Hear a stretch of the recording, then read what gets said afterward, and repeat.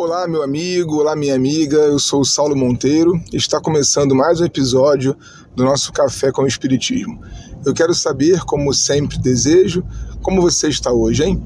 Sinceramente, tomara que tudo bem por aí esteja, mas se não for o caso, se eventualmente não estiver sendo possível estar bem, vai com calma, viu? Não fique mal por não estar bem, a vida é feita de ciclos e de vez em quando a gente precisa realmente entender que é um vai e vem. Leon Denis diria que a vida é como a onda, as marés vão e vêm, às vezes altas, às vezes baixas, se revezando nas praias da vida. Eu teria encerrado na semana passada os nossos estudos em torno da revelação espírita, com a pergunta que fizemos: que revelação é o Espiritismo? No entanto, resolvi estender um pouquinho mais essa reflexão, tendo em vista algumas perguntas que nos chegaram, principalmente através de comentários de ouvintes que lá no YouTube do Inspiração Espírita têm trazido as suas reflexões acerca dessa proposição que nós temos feito aqui, nessa coluna Espiritismo e Contemporaneidade, Espiritismo e Questões Contemporâneas. Uma pergunta importante que surgiu por lá foi: se o Espiritismo não é uma revelação propriamente dita, ele então evolui? Eu queria usar a nossa base bibliográfica até aqui registrada para responder essa pergunta hoje, adiando assim o próximo tema que nós estaríamos começando por aqui agora.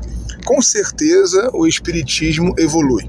Allan Kardec, no primeiro capítulo de A Gênese, Os Milagres e as Predições segundo o Espiritismo, Caracteres da Revelação, que é o texto que serviu de base para esse nosso pensamento e essa nossa opinião por aqui, ele deixa muito claro que o Espiritismo precisa acompanhar a ciência e precisa também avançar a partir dos temas que ele, Espiritismo, entenda que possa colaborar.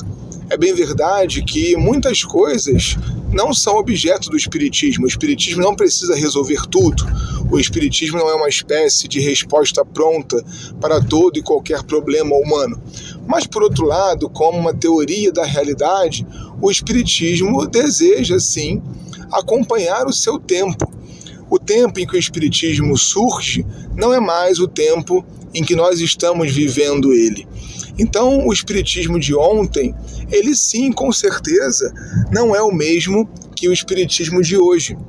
Nós precisamos, com Allan Kardec, compreender aquilo que ele chamou de propensão progressiva da doutrina espírita. Ele chega a reconhecer que o Espiritismo, em alguns momentos, precisa retificar certos aspectos que a ciência ou que o avanço das disciplinas do conhecimento filosófico possam trazer para o seu arcabouço. É muito comum encontrar na codificação espírita revisões de temas que Allan Kardec foi completando ao longo do tempo. E reparem, o Espiritismo não é Allan Kardec.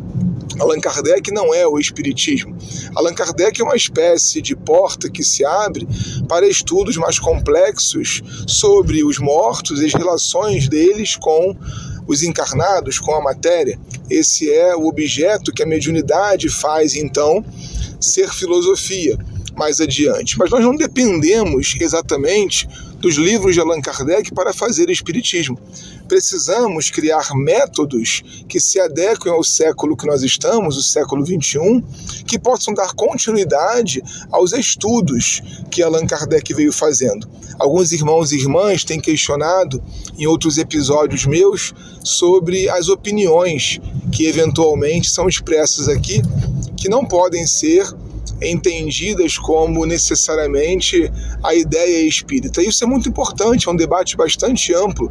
É verdade que a opinião de um ou de outro nunca será completamente a visão espírita, mas é de opinião em opinião, ou seja, de interpretação em interpretação dos textos base do espiritismo, que nós vamos chegando naquilo que Kardec entende como progressão das ideias. O que precisa para que uma ideia progrida?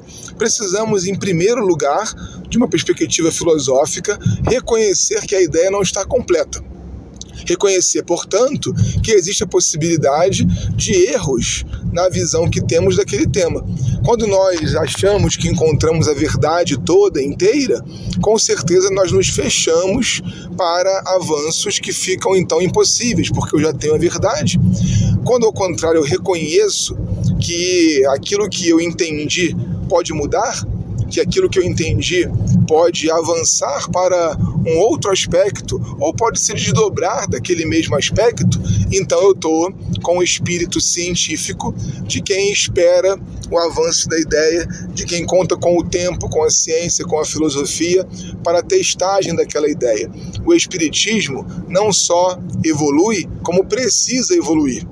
E a colaboração que nós podemos fazer para isso é, em primeiro lugar, ter predisposição, ter reconhecimento de que a ideia que nós fizemos de uma coisa pode se modificar. Depois, em segundo lugar, a meu ver, nós precisamos de um método para a testagem dessas ideias, porque não é aquilo que um espírito, um palestrante, um espírita entendeu do tema que pode ser dito como avanço de uma ideia. Nós precisamos de algum método. Então, predisposição para reconhecer que a ideia pode ser alterada, sendo para mudá-la, sendo para transformá-la em algo mais, e depois método. A meu ver, isso vai criar um binômio de segurança para que a gente possa ver a ideia espírita avançando e acompanhando os mais diversos tempos e geografias por onde ele for conhecido. Um forte abraço e até o próximo Café com o Espiritismo.